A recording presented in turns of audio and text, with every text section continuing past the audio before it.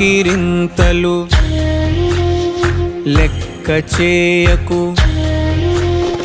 వెక్కిరింతలు లెక్క చేయకు. పళ్ళున్న చెట్టుకు అలవాటేగా, కలత చందకు చందమామకే ఏటేట చవితికి నిందలేగా.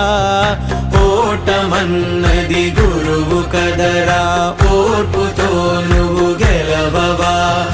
రేపుకే దిక్సూచి నిన్న రెక్కలే చుక్కానిరా.